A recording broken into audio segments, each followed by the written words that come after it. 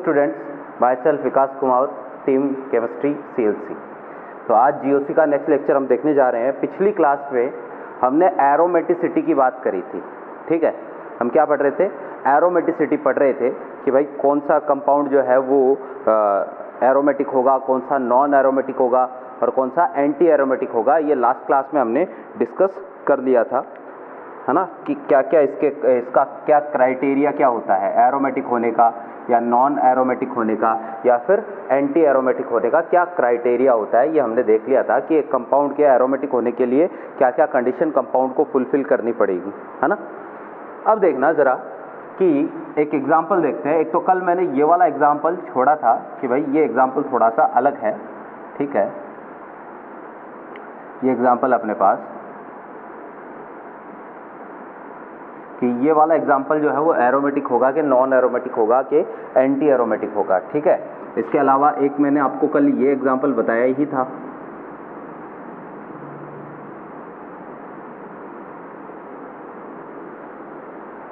एक ही एग्जाम्पल बताया था। तो ये वाला एग्जाम्पल देखना, इसके पास कितने पाई इलेक्ट्रॉन है? 8 पाई इलेक्ट्रॉन है। तो ये होना कैसा चाहिए? एंटी एरोमेटिक होना चाहिए। लेकिन ये एंटी एरोमेटिक नहीं होता है। क्यों? क्योंकि ये अपने आप को कुछ इस स्ट्रक्चर में एडजस्ट कर लेता है, जिसको हम क्या बोलते हैं? टब लाइक स्ट्रक्चर बोलते हैं। तो ये अपने आप को एकदम ऐसे टब लाइक स्ट्रक्चर में अरेंज कर लेता है, ठीक है ना। और ये जो टब लाइक स्ट्रक्चर होती है ये नॉन प्लेनर स्ट्रक्चर होती है, और नॉन प्लेनर स्ट्रक्चर होने की वजह से इसमें रेजोनेंस क्या हो जाता है? खत्म हो जाता है। और रेजोनेंस खत्म हो गया तो इसका मतलब अब ये नॉन एरोमेटिक कंपाउंड है। इस कंपाउंड के साथ भी कुछ ऐसा ही होता है। ध्यान से देखना जरा, इसमें क्या है कि भाई एक हाइड्रोजन जो है इसकी पोजीशनिंग ऐसी है H, ठीक है, और यहाँ जो हाइड्रोजन है उसकी पोजीशनिंग ऐसी है H। तो इन दोनों हाइड्रोजन के बीच में एक रिपल्शन काम करता है, और इस रिपल्शन को अपन बोलते हैं भाई फ्लैग पोल रिपल्शन। फ्लैग पोल रिपल्शन। और इस फ्लैग पोल रिपल्शन की वजह से क्या होगा कि अभी ये रिंग जो है वो आपको प्लेनर दिखाई दे रही है, लेकिन रिपल्शन होगा तो रिंग थोड़ी सी क्या हो जाएगी? घूम जाएगी। और रिंग घूमते ही यहाँ कॉन्जुगेशन क्या हो जाएगा? खत्म हो जाएगा। तो ये होना कैसे चाहिए था? 10 पाई इलेक्ट्रॉन इसके बाद दिख रहे हैं। तो 10 पाई इलेक्ट्रॉन है तो ये कंपाउंड जो है वो एरोमेटिक होना चाहिए था, लेकिन ये एरोमेटिक नहीं होता है, नॉन एरोमेटिक होता है। क्यों? क्योंकि फ्लैग पोल रिपल्शन लगा, रिपल्शन होने की वजह से ये क्या हो गया भाई? घूम गया। और घूमने की वजह से ऐसा हुआ कि भाई इसमें अब रेजोनेंस क्या हो गया? खत्म हो गया, नॉन प्लेनर कंडीशन में जा चुका है। तो ये भी क्या है? एरोमेटिक नहीं है। क्लियर है? एक कंपाउंड और है भाई, इसको भी ध्यान से देखना। अब इस कंपाउंड में मैं अगर आपको पूछ लूं कि भाई ये वाला कंपाउंड एरोमेटिक होगा कि नॉन एरोमेटिक होगा कि एंटी एरोमेटिक होगा, इस कंपाउंड का नाम होता है पिरिडीन, ठीक है। तो पिरिडीन एक एरोमेटिक होता है या नॉन एरोमेटिक होता है या एंटी एरोमेटिक होता है, हमें ये चेक करना है। तो ध्यान से देखना कि पिरिडीन जो है इसमें बात करें तो पाई इलेक्ट्रॉन काउंट करता है। पहले तो double single double single double. तो ये वाला कंपाउंड कैसा है भाई? साइक्लिक कंपाउंड है। साइक्लिक कंपाउंड है, इसमें साइक्लिक कॉन्जुगेशन भी है। पाई इलेक्ट्रॉन चेक करते हैं, है ना। तो देखना जरा कि 2 ये हो गए, 2 ये हो गए और 2 ये हो गए, ठीक है। तो इसमें 6 पाई इलेक्ट्रॉन तो ये हो गए। अब डबल सिंगल लोन पेयर, ये वाला भी अगर आप काउंट करते हो, क्योंकि मैंने कहा था कि भाई ऐसा लोन पेयर या नेगेटिव चार्ज जो कॉन्जुगेशन में जा सकता है ना, उसको भी आपको पाई इलेक्ट्रॉन की तरह ही ट्रीट करना है। तो होना क्या चाहिए कि ये वाला लोन पेयर जो है वो कॉन्जुगेशन में जाना चाहिए, है ना। Double single lone pair conjugation तो दिख रहा है, लेकिन ध्यान ये रखना है अगर इस लोन पेयर को काउंट किया तो कितने पाई इलेक्ट्रॉन होंगे? 8। और 8 पाई इलेक्ट्रॉन हो गए तो कंपाउंड कैसा हो गया? एंटी एरोमेटिक, है ना। लेकिन ये कंपाउंड जो है वो एरोमेटिक होता है। कैसा होता है? एरोमेटिक। क्यों? क्योंकि इसका ये वाला लोन पेयर जो है वो अनुनाद में भाग नहीं लेता है। ध्यान ये रखना है कि भाई डबल बॉन्डेड या डबल बॉन्डेड नाइट्रोजन या डबल बॉन्डेड ऑक्सीजन, इनके पास जो लोन पेयर है, ठीक है ना, इसका जो लोन पेयर है नाइट्रोजन का, डबल बॉन्डेड नाइट्रोजन या डबल बॉन्डेड ऑक्सीजन, है ना, ये वाला जो लोन पेयर है ये अनुनाद में भाग नहीं लेगा। ऐसे ही डबल बॉन्डेड ऑक्सीजन का लोन पेयर है, ऐसी कंडीशन आ जाए ना, डबल बॉन्ड ऑक्सीजन, इसके पास 2 लोन पेयर होते हैं, तो ये दोनों ऑक्सीजन भी अनुनाद में भाग नहीं लेते हैं, ठीक है ना, जनरली। और ये डबल बॉन्डेड नाइट्रोजन का ऑक्सीजन लोन पेयर आ जाए तो ये भी अनुनाद में भाग नहीं लेता है, ठीक है ना। तो ये लोन पेयर अनुनाद में भाग नहीं लेगा, लोन पेयर अनुनाद में भाग नहीं लेगा। और लोन पेयर अगर अनुनाद में भाग नहीं लेगा तो भैया ये वाला जो कंपाउंड है ना, ये एरोमेटिक कंपाउंड होगा। ध्यान में रखना, कई बार क्वेश्चन ऐसा भी आता है कि भाई पिरिडीन का लोन पेयर अनुनाद में भाग नहीं लेता, क्यों, इसका कारण क्या है? तो इसका कारण भी मैं लिख देता हूँ। यहाँ पर लोन पेयर जो है, लोन पेयर sp2 संकरित कक्षक में उपस्थित होता है, कक्षक में उपस्थित होता है। लोन पेयर sp2 संकरित कक्षक में उपस्थित होता है और sp2 संकरित कक्षक में उपस्थित होने के कारण ये अनुनाद में भाग नहीं लेगा। ये चीज़ ध्यान में रखनी है आपको। तो ये हो गया भाई अपने पास कि कौन सा कंपाउंड एरोमेटिक है, कौन सा नॉन एरोमेटिक है और कौन सा एंटी एरोमेटिक है। हमें कैसे पता चलेगा? तो अगर वो कंडीशंस को फुलफिल करता है, आपको क्या चेक करना है? आपको या तो चेक करना है एरोमेटिक का या चेक करना है एंटी एरोमेटिक का। अगर दोनों ही कंडीशन फुलफिल नहीं है तो कंपाउंड कैसा हो जाएगा? नॉन एरोमेटिक कंपाउंड हो जाएगा। क्लियर है बात? तो भाई ये था अपने पास एरोमेटिसिटी का कंसेप्ट। नेक्स्ट हम बात करते हैं, अच्छा स्टेबिलिटी तो मैंने आपको बताई दी थी, है ना। स्थायित्व का क्रम क्या होता है? तो भाई सबसे ज़्यादा स्थायी अगर मैं कंपेयर करूं एरोमेटिक, एंटी एरोमेटिक और नॉन एरोमेटिक को, तो इनमें से सबसे ज़्यादा स्टेबल जो है वो एरोमेटिक सबसे ज़्यादा स्टेबल होते हैं। अगर स्थायित्व की बात करें तो वो भी मैं लिख देता हूँ। स्थायित्व सबसे ज़्यादा स्टेबल कौन सा होता है? एरोमेटिक। फिर होता है नॉन एरोमेटिक, नॉन एरोमेटिक, और सबसे कम स्थायी होता है भाई एंटी एरोमेटिक। ठीक है, ये अपने पास स्टेबिलिटी का ऑर्डर आता है, ठीक है ना। इसको मिटा देता हूँ। अब नेक्स्ट चीज़ जो हम देखने जा रहे हैं वो है भाई मीजोमेरिक प्रभाव। रेजोनेंस देख लिया, तो अब हम पढ़ रहे हैं भाई मीजोमेरिक इफेक्ट। ठीक है,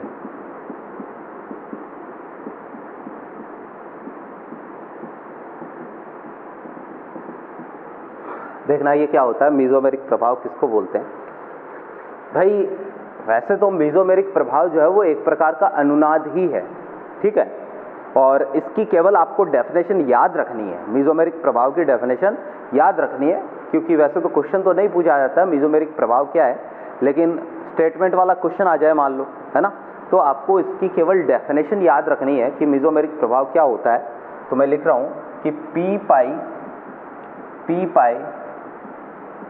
अनुनाद को ही मीजोमेरिक प्रभाव कहा जाता है।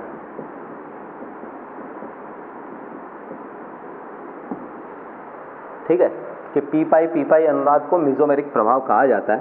पी पाई अनुनाद का मतलब क्या है? ध्यान से देखें कि जैसे ये अपने पास कंडीशन है, ठीक है, अब इसकी मैंने आपको अनुनादी संरचना बनाने के लिए कहा, तो मैंने आपको बताया हो कि कभी भी लोन पेयर या नेगेटिव चार्ज देख लो तो अनुनादी संरचनाएं बनाने की शुरुआत कहाँ से करते हैं? लोन पेयर या नेगेटिव चार्ज से ही करते हैं। तो इसमें लोन पेयर देख रहे हो, तो सबसे पहले इस लोन पेयर को कहाँ भेजेंगे भाई? रिंग में भेजेंगे, और इसको जो है वो आप यहाँ पर भेज दो, तो अपने पास जो है वो कंडीशन कुछ ऐसी आ जाएगी, यहाँ नेगेटिव और ये डबल बॉन्ड और ये NH2, ठीक है, ये कंडीशन आ गई, और यहाँ पर पॉजिटिव चार्ज आ जाएगा, ठीक है ना। तो अब हुआ क्या है कि भाई इलेक्ट्रॉन जो है वो नाइट्रोजन के p कक्षक से निकल के इस कार्बन के p कक्षक में आ गए, तो इसी को अपन पी पाई अनुनाद बोलेंगे, कि यानी इलेक्ट्रॉन एक के p कक्षक से निकल के दूसरे p कक्षक में अगर आ जाए तो इसको पी पाई अनुनाद बोला जाता है, ठीक है ना।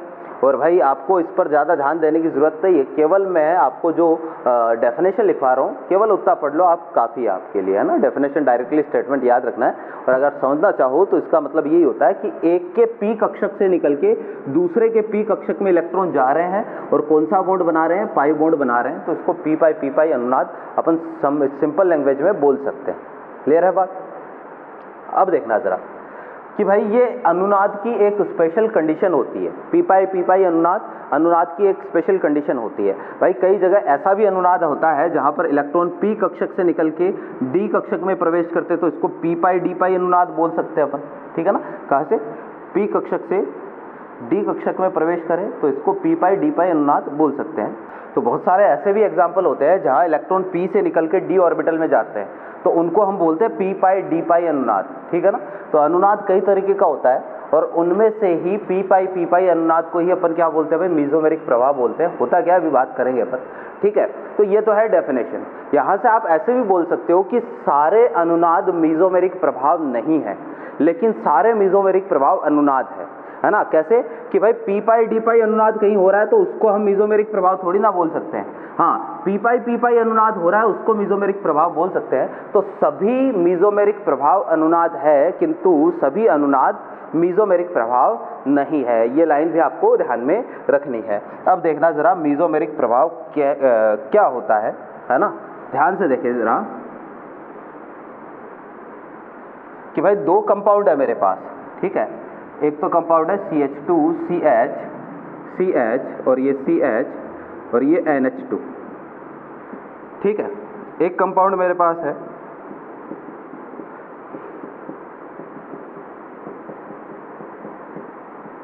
ये दो कंपाउंड है, ठीक है। अब इनमें मेरे को क्या करना है, इनकी अनुनादी संरचना बनानी है। ऊपर वाले की बनाते हैं तो ऊपर वाले में एक लोन पेयर आपको दिख रहा है। मैंने बताया हुआ है कि भाई लोन पेयर जब भी दिख जाए तो स्टार्टिंग कहाँ से करनी है भैया, लोन पेयर से स्टार्ट करना है। तो lone pair, double single lone pair को शिफ्ट करेंगे यहाँ, जो भी नियरेस्ट सिंगल बॉन्ड है उस पर शिफ्ट करते हैं। तो ये वाला बॉन्ड कहाँ शिफ्ट हो जाएगा भाई, ये वाला यहाँ शिफ्ट हो जाएगा। तो इसकी अनुनादी संरचना जो बनेगी वो कुछ ऐसी बनेगी, CH2CH और ये CH नेगेटिव और ये CH डबल बॉन्ड और ये NH2 और ये पॉजिटिव, ठीक है। फिर नेक्स्ट स्टेप में डबल सिंगल नेगेटिव, तो ये वाला यहाँ पर आएगा और ये वाला यहाँ शिफ्ट हो जाएगा। तो इसकी अगली अनुनादी संरचना कुछ ऐसी बनेगी, CH2 और ये CH डबल बॉन्ड CH और ये CH डबल बॉन्ड और ये NH2 और ये पॉजिटिव, ऐसी बनेगी, ठीक है ना। और भाई अगर आपको अनुनादी संरचनाएं आपने बना ली है तो अनुनादी संकर बनाने के लिए बोले तो वो भी आप बना सकते हो। इसका अनुनादी संकर कुछ ऐसा होगा, CH2 और ये CH और ये CH और ये CH और ये NH2 और ये पार्शियली डबल बॉन्ड आएगा, यहाँ पर भी पार्शियली डबल बॉन्ड, यहाँ पर भी पार्शियली डबल बॉन्ड और यहाँ पर भी पार्शियली डबल बॉन्ड। यहाँ पर चार्ज आएगा भाई पार्शियली नेगेटिव चार्ज, है ना। और कहाँ पर आ रहा है, यहाँ पर पार्शियली नेगेटिव आ रहा है, यहाँ पर कैसा पार्शियली पॉजिटिव चार्ज आएगा, ठीक है। तो ये तो एक तो अपने पास ये वाला केस हुआ, अनुनादी संकर हमने बना लिया, ठीक है। अब इससे काम चला, इसकी अनुनादी संरचनाएं बनाने के लिए मैंने आपको बोल दिया। तो आपको क्या बताया कि अगर मॉलिक्यूल न्यूट्रल हो, है ना, और असममित हो, एक तरीके से दोनों तरफ अलग अलग परमाणु उपस्थित हो, तो ज़्यादा विद्युतऋणी परमाणु की तरफ इलेक्ट्रॉन शिफ्ट करते हैं। तो ज़्यादा विद्युतऋणी कौन है, ऑक्सीजन है, इसकी तरफ इलेक्ट्रॉन शिफ्ट करवाएंगे। ये वाले बॉन्ड के इलेक्ट्रॉन यहाँ शिफ्ट कर दो, तो ये वाले बॉन्ड के इलेक्ट्रॉन कहाँ आएंगे, जो नियरेस्ट सिंगल बॉन्ड है यहाँ शिफ्ट हो जाएंगे। तो इसकी अनुनादी संरचना अपने पास CH2CH और ये CH और ये CH डबल बॉन्ड N, ये O माइनस और ये O, क्योंकि इसके इलेक्ट्रॉन चले गए तो यहाँ चार्ज कैसा आएगा, पॉजिटिव। एक अनुनादी संरचना ये बनेगी। फिर नेक्स्ट स्टेप में पॉजिटिव चार्ज की तरफ इलेक्ट्रॉन ट्रांसफर कर दो, शिफ्ट कर दो, तो ये वाला बॉन्ड यहाँ जाएगा। तो अगली अनुनादी संरचना बनेगी CH2, इसके इलेक्ट्रॉन चले गए तो इस पर पॉजिटिव डबल बॉन्ड CH और CH डबल बॉन्ड N और ये ऑक्सीजन पर नेगेटिव और ये लो, ये इसकी अनुनादी संरचनाएं बनी। अगर इसका अनुनादी संकर बनाएं तो इसका अनुनादी संकर कुछ ऐसा बनेगा भैया, CH2 और ये CH और ये CH और ये CH और ये N और ये ऑक्सीजन। तो देखना ज़रा, जहाँ जहाँ डबल बॉन्ड घूम रहा है वहाँ वहाँ पार्शियली डबल बॉन्ड लगा दो। ये लो भाई, यहाँ पर पार्शियली डबल बॉन्ड, यहाँ पार्शियली नेगेटिव आएगा, यहाँ पार्शियली पॉजिटिव आएगा और यहाँ पर भी पार्शियली पॉजिटिव चार्ज आएगा, ठीक है ना। तो इस तरीके से हमने इनकी अनुनादी संरचनाएं बनाई। ध्यान से देखना जरा कि एक तो कंपाउंड ऐसा है जहां पर जो अपनी मुख्य कार्बन श्रृंखला थी, जो मेन कंपाउंड है ना, वहां पर पॉजिटिव चार्ज आ रहा है, एक पे मेन कंपाउंड पर नेगेटिव चार्ज आ रहा है। यानी यहाँ इन दोनों में अंतर क्या है, यहाँ पर NH2 है और यहाँ पर NO2, केवल इतना ही तो अंतर, इसके अलावा तो और कोई अंतर है नहीं। बाकी श्रृंखला तो कैसी है, समान है। तो एक तो कंपाउंड ऐसा है जहां पर श्रृंखला पर नेगेटिव चार्ज आ रहा है। ऊपर वाले में देखना, यहाँ श्रृंखला पर चार्ज कैसा आया, नेगेटिव। नीचे वाले में श्रृंखला पर चार्ज कैसा आया, पॉजिटिव। यहाँ पर श्रृंखला पर नेगेटिव चार्ज आया, यहाँ श्रृंखला पर पॉजिटिव चार्ज आया। बस डिफरेंस का आता, डिफरेंस जो जुड़ा हुआ समूह है, यहाँ डिफरेंस था। इन्हीं समूहों के कारण, यानी एक समूह तो ऐसा है जिसके कारण श्रृंखला पर नेगेटिव चार्ज आया, एक समूह ऐसा है जिसके कारण श्रृंखला पर पॉजिटिव चार्ज आया। ऊपर वाले में नेगेटिव चार्ज आ रहा है, तो नेगेटिव चार्ज कब आता है भाई, नेगेटिव चार्ज तो तब आता है जब मुख्य कार्बन श्रृंखला को इलेक्ट्रॉन दिए जाते हैं। मुख्य कार्बन श्रृंखला को इलेक्ट्रॉन दिए जाते हैं तो नेगेटिव चार्ज आता है। तो यहाँ NH2 क्या कर रहा है, मुख्य कार्बन श्रृंखला को इलेक्ट्रॉन दे रहा है, और यहाँ NO2 क्या कर रहा है, मुख्य कार्बन श्रृंखला से इलेक्ट्रॉन खींच रहा है। यानी जो कार्बन श्रृंखला इन दोनों में कॉमन थी ना, यहाँ से इलेक्ट्रॉन खींच रहा है, ये इसको इलेक्ट्रॉन दे रहा है। एक में इलेक्ट्रॉन दे रहा है, एक में इलेक्ट्रॉन खींच रहा है। NO2 इलेक्ट्रॉन खींच रहा है, ये इलेक्ट्रॉन दे रहा है, और ये इलेक्ट्रॉनों के खींचने और इलेक्ट्रॉनों के ट्रांसफर करने की जो प्रक्रिया है ये किसके द्वारा हो रही है? ये अनुनाद के द्वारा हो रही है। यानी NH2 जो है ये अनुनाद से इलेक्ट्रॉन दे रहा है, अनुनाद हुआ तो अनुनाद से इलेक्ट्रॉन दे रहा है, और NO2 अनुनाद की प्रक्रिया द्वारा इलेक्ट्रॉन खींच रहा है। इसी को मेसोमेरिक प्रभाव बोलते हैं। यानी किसी कंपाउंड से, किसी यौगिक से आप पी पाई अनुनाद द्वारा या तो उसको इलेक्ट्रॉन दे दो, अनुनाद द्वारा, ये कंडीशन मस्ट है, या फिर अनुनाद द्वारा उससे इलेक्ट्रॉन खींच लो, तो इसको क्या बोलेंगे? मेसोमेरिक प्रभाव हम बोलेंगे। तो मैं लिख देता हूं, यदि अनुनाद द्वारा किसी यौगिक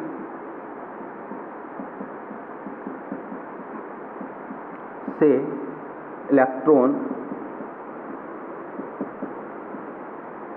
ले लिए जाए या यौगिक को इलेक्ट्रॉन दे दिए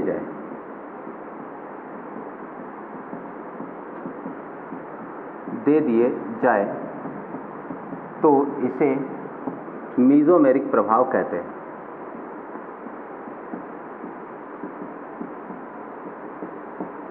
ठीक है, तो इसे क्या बोलेंगे भाई? अपन मेसोमेरिक प्रभाव बोलेंगे। ठीक है ना। अब इसमें एक चीज जरूर ध्यान में रखना, मैंने क्या लिखा? अनुनाद द्वारा, यानी अनुनाद द्वारा इलेक्ट्रॉनों का आदान प्रदान जो है उसी को हम क्या बोलेंगे? मेसोमेरिक प्रभाव बोलेंगे, है ना। और अनुनाद भी कौन सा? अनुनाद भी भाई अपना पी पाई अनुनाद। ठीक है ना। तो पी पाई अनुनाद द्वारा किसी भी यौगिक को या तो इलेक्ट्रॉन दे दिए जाए या इलेक्ट्रॉन किसी भी यौगिक से ले लिए जाए, है ना। तो इसी को क्या बोलेंगे? मेसोमेरिक प्रभाव। मेसोमेरिक प्रभाव किसका होगा? जो जुड़ा हुआ समूह है ना, इसका, ये समूह जो जुड़ा हुआ है इसका मेसोमेरिक प्रभाव होगा, यानी इसका M प्रभाव होगा। ठीक है, ये समूह M प्रभाव प्रदर्शित करेगा, मेसोमेरिक प्रभाव प्रदर्शित करेगा। अब देखना जरा कि जैसे हमने प्रेरणिक प्रभाव में देखा था, एक तो प्लस आई, एक माइनस आई। तो प्लस आई का मतलब तो क्या था कि प्लस आई से तो इलेक्ट्रॉन दिए जा रहे थे। ठीक है, अब वहां पर तो सिग्मा बंध के इलेक्ट्रॉन भाग ले रहे थे, जबकि अनुनाद में पाई बंध के इलेक्ट्रॉन भाग लेते हैं, ये तो हमें पता ही है। तो वो जो प्रभाव था प्लस आई वाला, प्लस वाले जितने भी प्रभाव होंगे, देखना जरा, प्लस आई आया, है ना, तो इलेक्ट्रॉन दिए जा रहे, माइनस आई आया, इलेक्ट्रॉन खींचे जा रहे, है ना। तो ऐसे जब भी किसी भी प्रभाव के आगे प्लस लग जाए, इसका मतलब वहां हमेशा मुख्य कार्बन श्रृंखला को इलेक्ट्रॉन दिए जाएंगे, वो समूह हमेशा इलेक्ट्रॉन देने वाला होगा, इलेक्ट्रॉन डोनर इफेक्ट रखेगा। माइनस अगर किसी प्रभाव के लग जाए आगे, तो इसका मतलब वो इलेक्ट्रॉन विड्रॉविंग प्रभाव होगा, वो इलेक्ट्रॉन खींचने का काम करेगा। क्लियर है बात। तो जैसे ये वाला जो है वो इलेक्ट्रॉन दे रहा है, तो NH2 का प्रभाव कैसा हो गया? यहाँ पर प्लस M प्रभाव हो गया, और ये इलेक्ट्रॉन खींच रहा है, तो NO2 का प्रभाव कैसा हो गया भाई? माइनस M प्रभाव हो गया। ठीक है ना। तो ये प्लस M और माइनस M प्रभाव है कि भाई NH2 अगर प्लस M, NH2 अगर इलेक्ट्रॉन दे रहा है तो प्लस M प्रभाव, NO2 अगर इलेक्ट्रॉन खींच रहा है तो माइनस M। और ध्यान रखना आगे भी आएगा, जिससे प्लस H प्रभाव बोलूँ इसका मतलब ये इलेक्ट्रॉन देने वाला है, माइनस H प्रभाव बोलूँ तो यानी ये इलेक्ट्रॉन खींचने वाला है। मेरे ख्याल से बात समझ में आ गई होगी। बंद करो इसे।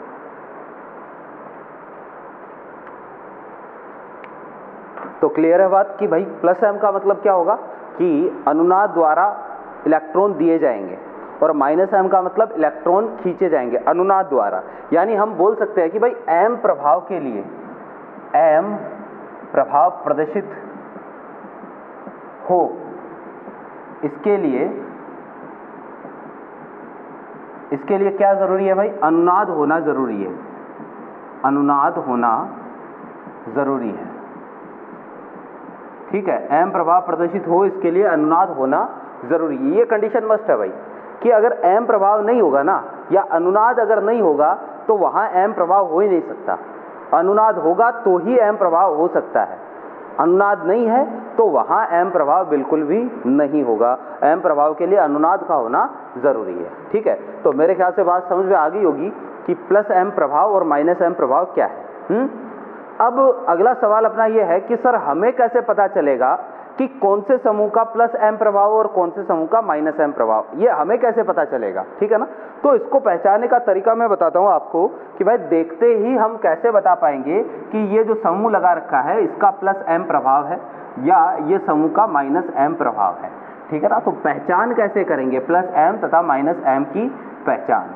ठीक है, बहुत ही सिंपल सा काम है, देखना अभी बताते हैं आपको कि पहचान कैसे करना है प्लस एम का और माइनस एम का।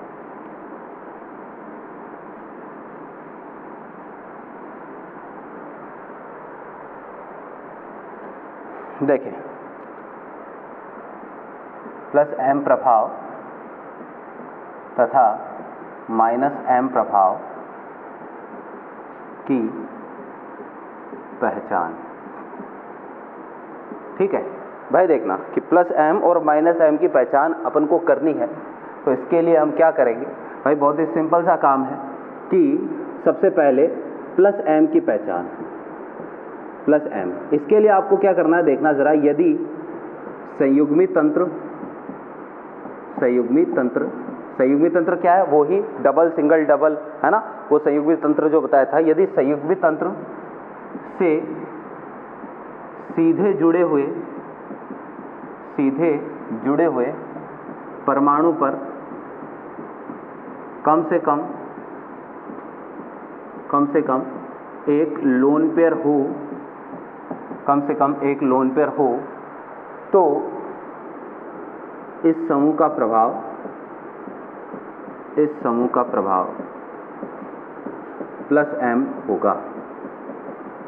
ठीक है, तो इस समूह का प्रभाव कैसा होगा भाई, प्लस एम होगा कि संयुग्मी तंत्र से सीधे जुड़े हुए परमाणु पर कम से कम एक लोन पेयर, केवल एक लोन पेयर आ जाए ना, तो इसका प्रभाव कैसा होगा, प्लस एम प्रभाव होगा। क्लियर है बात? ध्यान से देखना जरा कैसे, कि भाई प्लस एम प्रभाव कैसे हुआ, है ना। तो इसके लिए जैसे एग्जाम्पल के लिए NH2 है, अभी मैंने बताया था आपको, इधर कोई संयुग्मी तंत्र जुड़ा है ना। एग्जाम्पल के लिए जैसे CH2 CH double bond CH और ये NH2, ठीक है, डबल सिंगल डबल, है ना। तो ये क्या हो गया अपना, ये संयुग्मी तंत्र हो गया, ठीक है। तो संयुग्मी तंत्र से जुड़े हुए परमाणु पर, जुड़ा हुआ परमाणु कौन है, नाइट्रोजन जुड़ा हुआ है, तो नाइट्रोजन पर कम से कम एक लोन पेयर होना चाहिए, तो प्रभाव कैसा, प्लस एम। क्लियर है बात? यानी इधर जो है, जो वैलेंसी मैंने खाली कर रखी है, इधर क्या जुड़ा होगा, इधर संयुग्मी तंत्र जुड़ा होगा, तो संयुग्मी तंत्र से जुड़े हुए परमाणु पर कम से कम अगर एक लोन पेयर भी आ गया, है ना, तो इसका प्रभाव कैसा होगा, तो प्लस एम प्रभाव होगा। सिंपल सा काम है, ठीक है। जैसे OH आ गया, तो संयुग्मी तंत्र से जुड़े हुए परमाणु, इधर संयुग्मी तंत्र है भाई, ये जो वैलेंसी खाली है, और इस पर कम से कम एक लोन पेयर है, तो प्रभाव कैसा होगा, प्लस एम प्रभाव होगा। ये तो प्लस एम की पहचान। माइनस एम को कैसे पहचानना है, तो यहां ध्यान से देखना, यदि संयुग्मी तंत्र से सीधे जुड़े परमाणु पर बहुबंध उपस्थित हो, संयुग्मी तंत्र से सीधे जुड़े हुए परमाणु पर बहुबंध उपस्थित है, वहां मल्टीपल बॉन्ड उपस्थित है, ठीक है ना, बहुबंध उपस्थित है, यानी डबल बॉन्ड या ट्रिपल बॉन्ड हो सकता है, तथा बहुबंध के आगे वाले परमाणु की विद्युत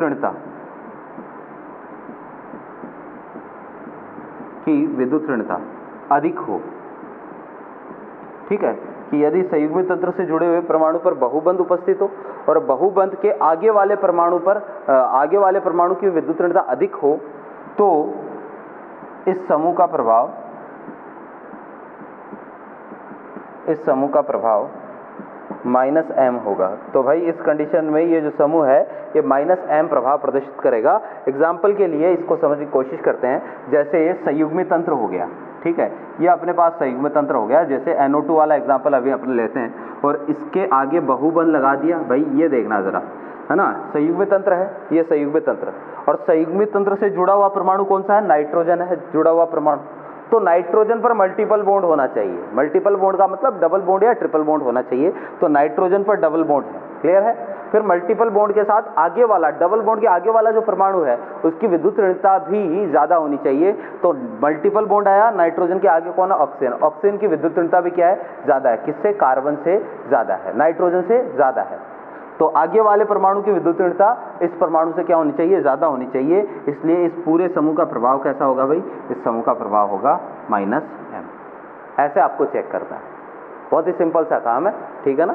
तो ये संयुग्मी तंत्र, इससे जुड़ा हुआ परमाणु और अगले परमाणु के बीच में बहुबंध और इसकी विद्युतता ज़्यादा तो प्रभाव -m। जैसे मान लो CN है, CN, ये CN, अब देखना जरा, ये इधर संयुग्मी तंत्र, वैलेंसी खाली यहाँ पर है, खाली वैलेंसी के इधर क्या होगा, संयुग्मी तंत्र। तो संयुग्मी तंत्र से जुड़े हुए परमाणु और आगे वाले के बीच में बहुबंध है, ठीक है, और इसकी विद्युतता भी, नाइट्रोजन की विद्युतता भी क्या ज़्यादा है, तो इसका प्रभाव कैसा होगा, -m। ये पहचानने का तरीका होता है कि कौन से समूह का +m होगा, कौन से समूह का -m प्रभाव होगा, ठीक है ना। ऐसे +I -I में तो मैंने आपको याद करना बताया था कि भाई जैसे एल्किल समूह का जो है वो +I प्रभाव होता है, COO- का +I प्रभाव होता है, ठीक है ना, O- का +I प्रभाव होता है, NO2 का -I प्रभाव होता है, CN का -I प्रभाव होता है। तो भाई वहां पर तो मैंने याद करने के लिए बोला था, यहाँ आप पहचान भी सकते हो कि किसका +I होगा, किसका -I होगा। और एक चीज कि भाई बहुत सारे समूह ऐसे भी है जिनके दोनों प्रभाव होंगे, यानी कुछ समूह ऐसे भी है जिसका -I भी होगा, -m भी होगा, कुछ समूह ऐसे भी है जिसका -I होगा और +m भी होगा। क्वेश्चन आपको ऐसा भी पूछ सकता है कि भाई निम्न में से किस समूह का -I तथा +m प्रभाव होगा, क्वेश्चन ऐसा भी आ सकता है। जैसे एग्जांपल के लिए अभी मैंने बताया था आपको OH, अब OH जो है देखना संयुग्मी तंत्र से जुड़ा है, तो संयुग्मी तंत्र से जुड़े हुए परमाणु पर एक लोन पेयर है तो इसका प्रभाव +m, लेकिन +m के साथ इसका प्रभाव -I भी होता है, यानी +m भी प्रभाव प्रदर्शित करता है और -m दोनों प्रदर्शित करता है। ये क्वेश्चन ऐसा आ सकता है, आपके मॉड्यूल में ऐसे क्वेश्चन दिए हुए हैं, ठीक है ना। तो अपन जब मैं क्वेश्चन टिक करवाऊंगा तो उनकी बात कर लेंगे अपन। तो ध्यान रखना भाई कि कैसे पहचानते हैं कौन से समूह का -m होगा, कौन से का +m होगा। मैं काम कर रहा हूँ, बहुत सारे समूह आपके सामने लिख रहा हूँ, उनमें आपको यही चीज़ चेक करनी है कि किस समूह का +m है, किस समूह का -m है। समझ गए बात को? तो देखना जरा, यानी पहचानना है केवल कि कौन से समूह का +m प्रभाव होगा और कौन से समूह का -m प्रभाव होगा।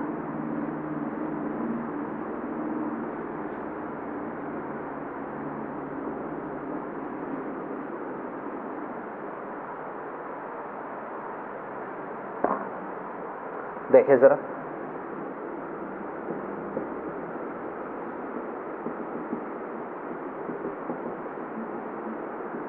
सिंपल सा काम है भाई, इन सब समूह के आगे आप जो है वो लिखें कि कौन से समूह का +m है, कौन से समूह का -m है, ठीक है ना।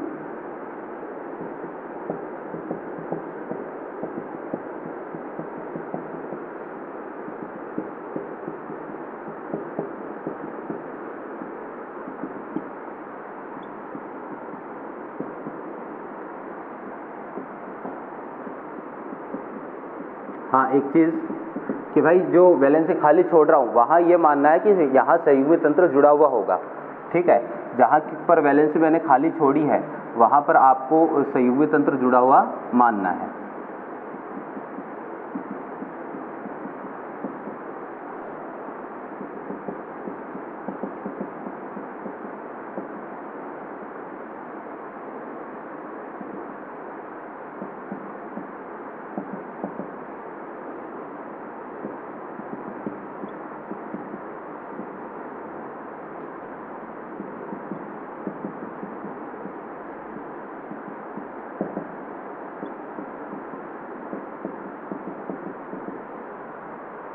हाँ भाई, इन समूह को चेक करो, देखें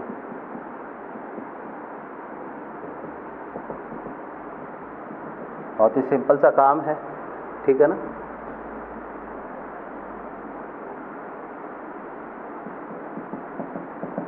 X का मतलब क्या होता है, X का मतलब होता है भाई हेलोजन, हेलोजन यानी फ्लोरीन, क्लोरीन, ब्रोमीन, आयोडीन, इनमें से कुछ भी दे सकता है। X का मतलब क्या होता है, हेलोजन, ठीक है ना।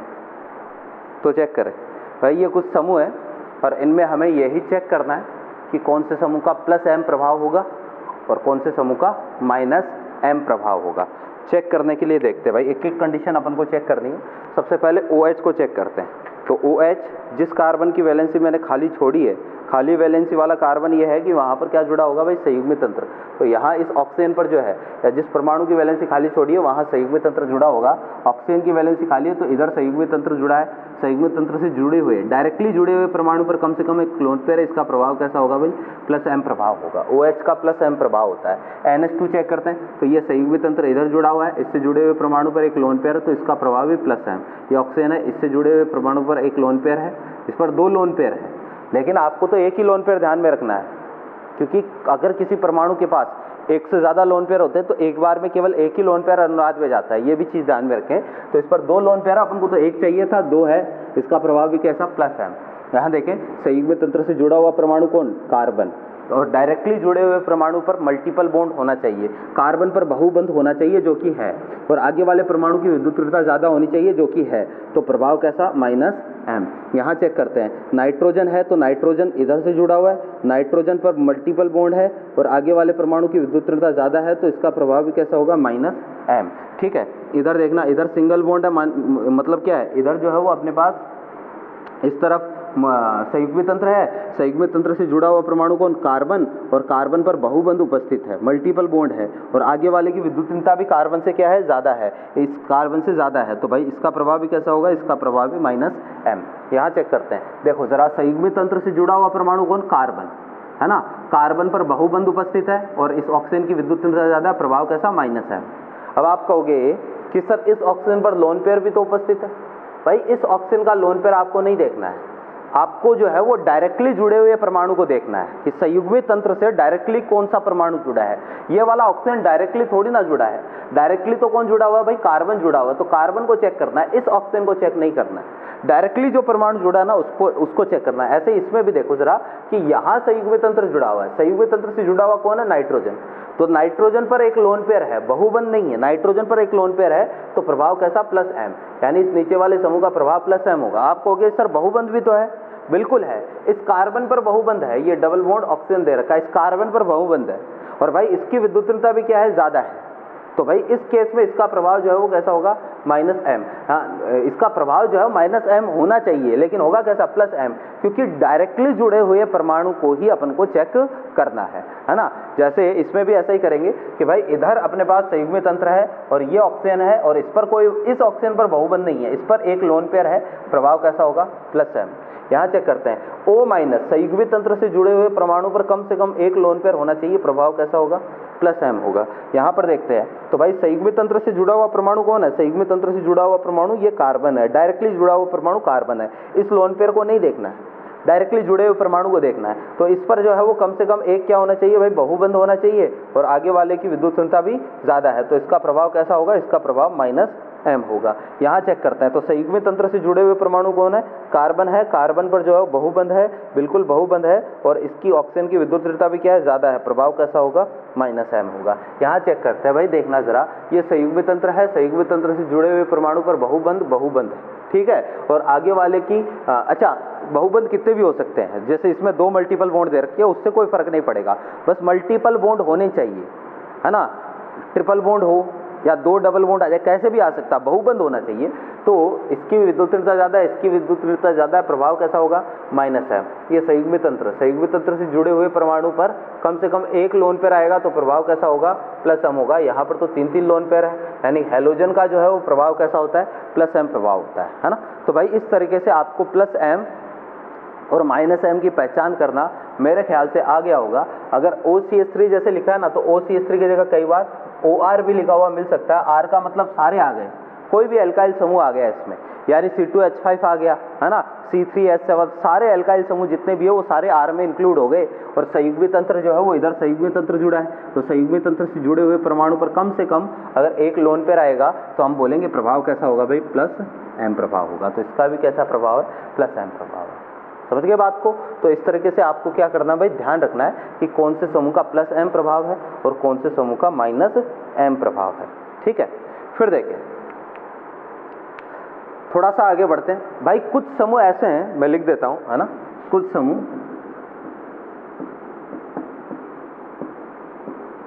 +m तथा -m दोनों प्रभाव प्रदर्शित करते हैं। भाई कुछ समूह जो है वो दोनों प्रभाव प्रदर्शित करते हैं, उनका +m भी होगा और उनका -m भी होगा, दोनों प्रभाव होंगे, ठीक है। कैसे, तो समझना ध्यान से, अगर भाई दोनों कंडीशन पूरी हो जाए, यानी संयुग्मी तंत्र से जुड़े हुए परमाणु पर लोन पेयर भी हो और उस पर मल्टीपल बॉन्ड भी आ जाए, दोनों कंडीशन पूरी हो जाए तो दोनों प्रभाव हो जाएंगे। एग्जाम्पल के लिए देखना कि जैसे अपने पास भाई NO समूह है, ये NO समूह है, ठीक है। अब यहाँ चेक करते हैं कि इसका प्रभाव कैसा है, +m है कि -m है। तो NO के पास संयुग्मित तंत्र से जुड़ा हुआ परमाणु कौन है? नाइट्रोजन। तो नाइट्रोजन संयुग्मित तंत्र से जुड़ा हुआ है, इसके पास लोन पेयर होना चाहिए, लोन पेयर है, ठीक है।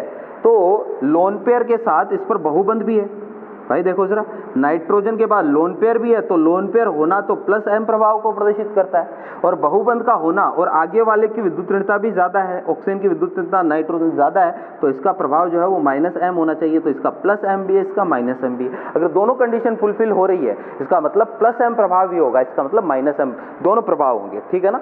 तो जैसे एक एग्जाम्पल और बताते हैं, जैसे भाई ये समूह हो गया अपने पास SO2H, ठीक है। तो यहाँ देखना जरा, सल्फर के पास जो है वो एक लोन पेयर है, ठीक है ना। तो यहाँ ये सल्फर, ठीक है, तो इससे जुड़ा हुआ परमाणु सल्फर के पास एक लोन पेयर है, और भाई इसके पास जो है वो बहुबंध भी है। सल्फर के पास लोन पेयर होना किसकी निशानी है?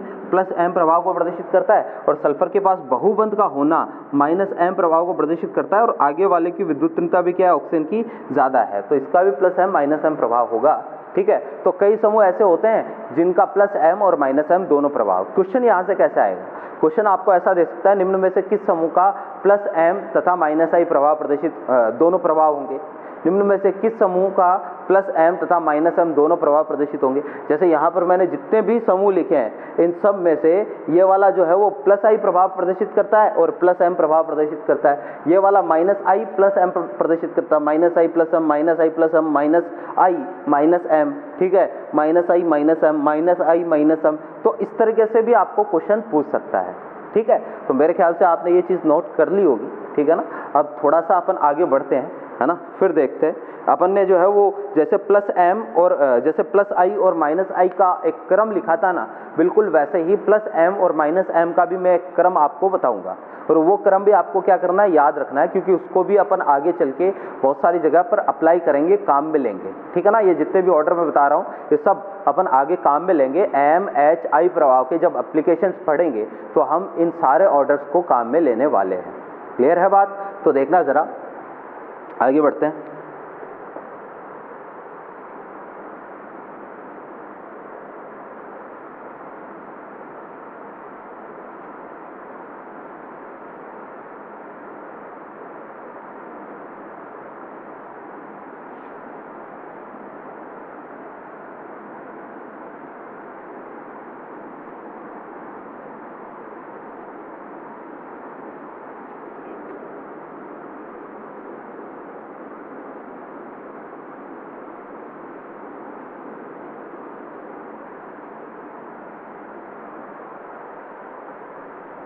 देखें,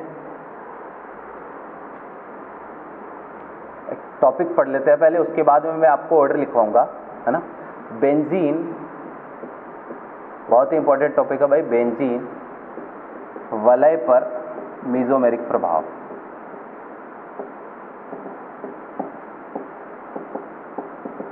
ये अपना टॉपिक, क्लियर है? बेंजीन वलय पर मेसोमेरिक प्रभाव। देखना, दो कंपाउंड दे रहा हूं,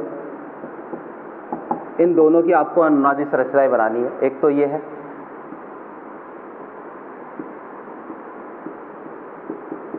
एक ये कंपाउंड है, ठीक है, और इन दोनों की मेरे को क्या करनी है? अनुनादी संरचनाएं बनानी है। मेरे को क्या है? ये आपको ही बनानी है। तो आप वीडियो को पॉज करें और इनके अनुनादी संरचनाएं बनाएं, और अनुनादी संकर भी बनाएं, दोनों काम करें, ठीक है। और फिर मैच करें, मैं जो बना रहा हूँ बिल्कुल वैसी ही बनी है या कुछ अलग बनी है, ठीक है ना।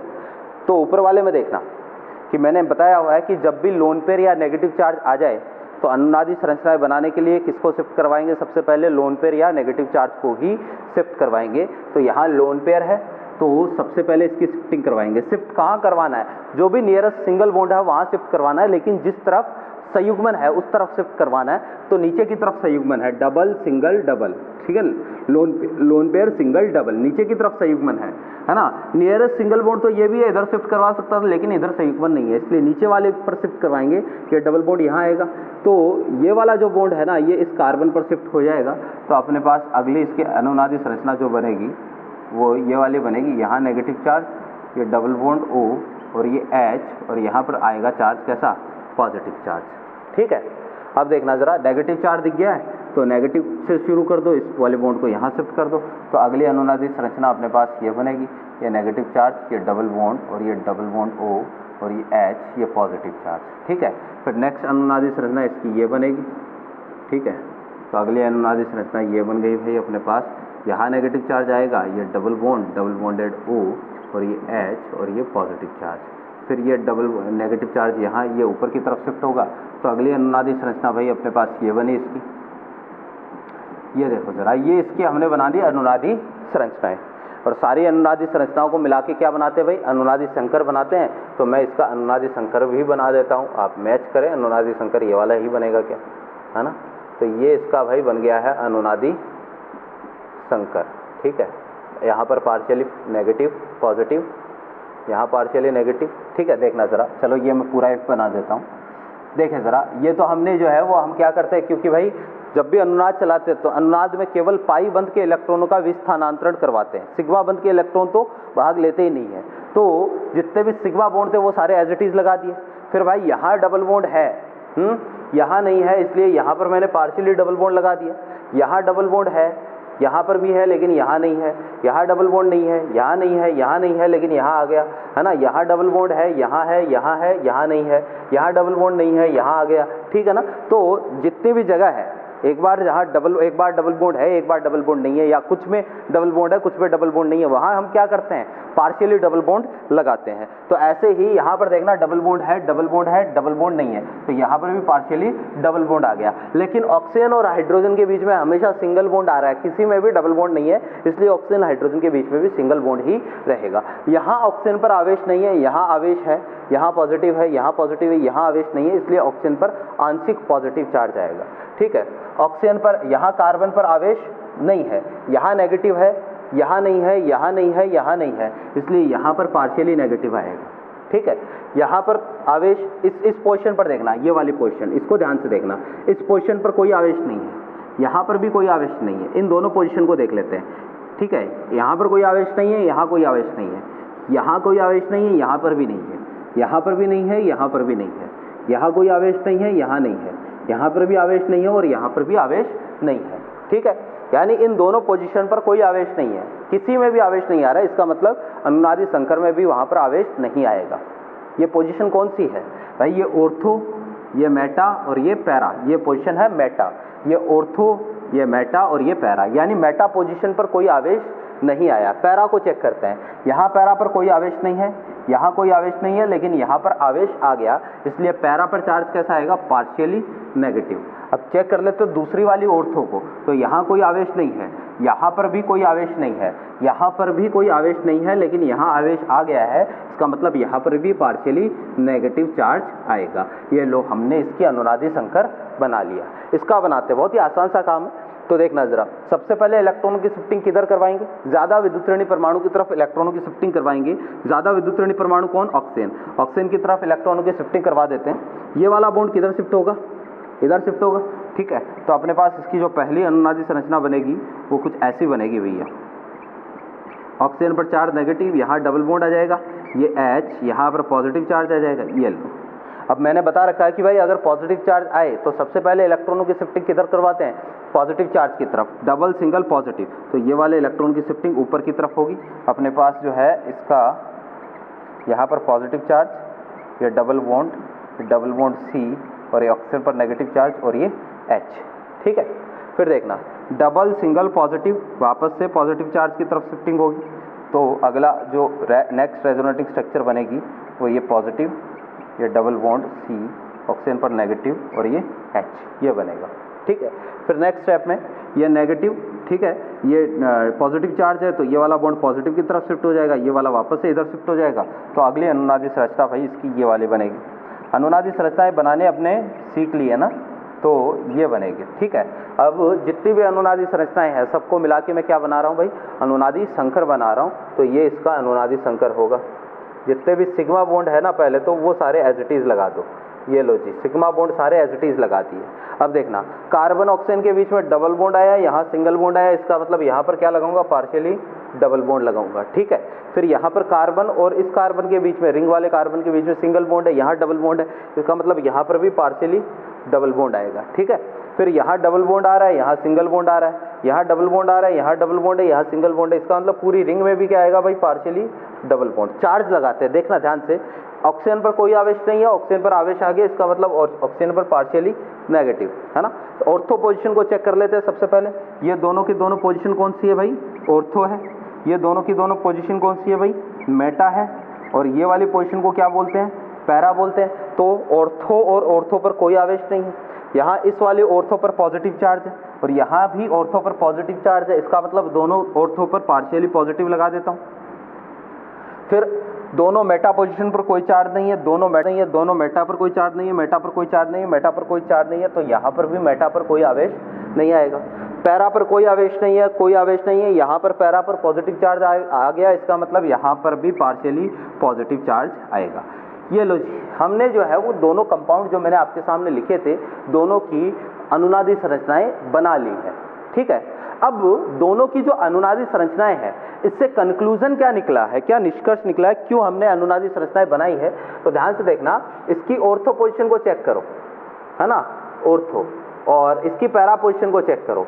चार्ज जो आ रहा है, ऐसे ही यहाँ ऑर्थो पोजीशन को चेक करो और पैरा पोजीशन को चेक करो। जो आवेश आ रहा है, ठीक है, इस समूह का प्रभाव कैसा था, नीचे वाले का प्रभाव भाई देखना जरा कि डबल बॉन्डेड कार्बन है, संयुग्मित तंत्र नीचे, बेंजीन रिंग संयुग्मित तंत्र है, संयुग्मित तंत्र से जुड़े हुए परमाणु पर बहुबंध है और नेक्स्ट परमाणु की विद्युत ऋणता ज्यादा है। तो इस समूह का प्रभाव कैसा है भाई, -m प्रभाव है। यहाँ संयुग्मित तंत्र से जुड़े हुए परमाणु पर कम से कम एक लोन पेयर आ जाए तो प्रभाव कैसा, +m, इसका प्रभाव +m। भाई +m प्रभाव से संयुग्मित तंत्र पर आवेश कैसा आएगा, +m का मतलब वो इलेक्ट्रॉन देगा, और इलेक्ट्रॉन देगा तो आवेश कैसा आएगा, नेगेटिव चार्ज आएगा। तो आ भी रहा है, देखो संयुग्मित तंत्र पर नेगेटिव चार्ज आ रहा है। -m से चार्ज कैसा आएगा, -m का मतलब इलेक्ट्रॉन खींचेगा, इलेक्ट्रॉन खींचेगा तो चार्ज कैसा आएगा, पॉजिटिव चार्ज आएगा। तो बिल्कुल पॉजिटिव चार्ज आ भी रहा है, ठीक है। लेकिन नेगेटिव और पॉजिटिव चार्ज जो है, यहाँ पर नेगेटिव चार्ज आया ऑर्थो और पैरा पर, यहाँ पर भी ऑर्थो और पैरा पर चार्ज आया है ना, ऑर्थो और पैरा पर। मेटा पर आवेश नहीं आया, मेटा पर कोई आवेश नहीं आया। इससे कंक्लूजन क्या निकलता है, इससे कंक्लूजन ये निकलता है कि जो मीजोमेरिक प्रभाव है, जो अनुनाद का प्रभाव पड़ता है, वो केवल ऑर्थो और पैरा पोजीशन पर ही पड़ता है, मेटा पर अनुनाद का कोई प्रभाव नहीं पड़ता है। समझ रहे हो बात को, मेटा पोजीशन पर अनुनाद का कोई प्रभाव नहीं पड़ेगा, ठीक है ना। तो भाई ये समझाने के लिए ही हमने ये सारा काम किया है।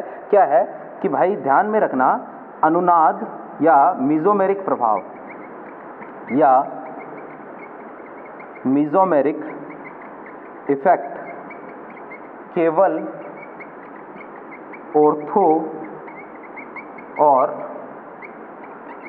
पैरा स्थितियों पर ही प्रेक्षित होता है, प्रेक्षित होता है तथा दोनों स्थितियों पर यह समान मात्रा में होता है, समान मात्रा में होता है। भाई इसका मतलब क्या है कि भाई जितना ऑर्थो पर होगा ना, उतना ही पैरा पर होगा। ये दूरी पर निर्भर नहीं करता है, शुरू में बता दिया था, जहां तक संयुग्मन होता है ना, वहां तक अनुनाद चलता है, दूरी पर निर्भर नहीं करता है। तो भाई इस समूह से ऑर्थो पर आ जाओ चाहे पैरा पर आ जाओ, जितना अनुनाद ऑर्थो पर आ रहा है, जितना नेगेटिव चार्ज ऑर्थो पर आ रहा है, उतना ही नेगेटिव चार्ज पैरा पर भी आएगा, जितना पॉजिटिव चार्ज ऑर्थो पर आ रहा है, उतना ही पैरा पर भी आएगा। ये डिस्टेंस पर डिपेंड नहीं करेगा। लेकिन आई प्रभाव होता ना, जैसे मान लो OH का -I प्रभाव लगता है, तो ऑर्थो पर भी लगेगा, मेटा पर भी लगेगा और पैरा पर भी लगेगा, तीनों पोजीशन पर लगेगा। ऑर्थो के पास दूरी कम है, तो दूरी कम है तो यहाँ सबसे ज्यादा -I लगेगा, फिर यहाँ पर -I थोड़ा सा मेटा पर कम हो जाएगा और पैरा पर -I सबसे कम होगा, ठीक है ना। तो ये तो दूरी पर निर्भर करता है आई प्रभाव तो, जबकि मीजोमेरिक प्रभाव दूरी पर निर्भर नहीं करता है, ठीक है ना। जितना ऑर्थो पर होगा उतना ही पैरा पर होगा, और मेटा स्थिति पर अनुनाद या मीजोमेरिक प्रभाव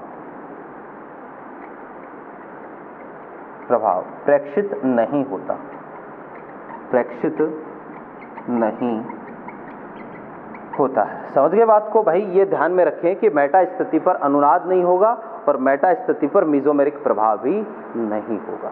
क्लियर है बात? तो भाई ये अपने पास है, ये पॉइंट बहुत इंपॉर्टेंट है, इसको आगे हम बहुत काम में लेने वाले हैं। अब कल की क्लास में मैं आपको प्लस एम और माइनस एम का क्रम लिखवाऊंगा, ठीक है ना? आज की क्लास में तो अभी हो नहीं पाएगा, तो कल की क्लास में मैं आपको जो है वो प्लस एम और माइनस एम का क्रम लिखाऊंगा। कल अपन अति संयुग्मन पढ़ने वाले हैं, अति संयुग्मन कल पढ़ेंगे। तो शुरू के जो 3 इफेक्ट थे ना, कौन कौन से शुरू में बता दिए थे, इलेक्ट्रॉनिक वेक में प्रेरणिक प्रभाव, अनुनाद और अति संयुग्मन, ये 3 कल हम खत्म कर लेंगे, ठीक है ना? चौथा जो प्रभाव था इलेक्ट्रोमेरिक प्रभाव, उसकी बात अपन बाद में हाइड्रोकार्बन पढ़ेंगे तब करेंगे। फिर इनके एप्लीकेशंस आते हैं कि ये काम में क्या आते हैं, है ना? तो ये सारी बातें हम करेंगे आज वाले में या इससे पहले किसी भी लेक्चर में। आपको कोई भी डाउट हो तो बिल्कुल आप मेरे से पूछें, व्हाट्सएप करें, हम आपके डाउट क्लियर करने की पूरी कोशिश करेंगे, ठीक है ना? मॉड्यूल के जो क्वेश्चन मैंने आपको टिक करवाए हैं वो लगातार आप करते रहें। जो क्वेश्चन नहीं आता वो आप मेरे को स्क्रीनशॉट लेके व्हाट्सएप कर दें, मैं आपको क्वेश्चन बिल्कुल बता दूंगा जैसे ही मेरे पास स्क्रीनशॉट आएगा, ठीक है ना? तो इसके आगे हम कंटिन्यू करते हैं यहाँ से नेक्स्ट क्लास में। Thank you.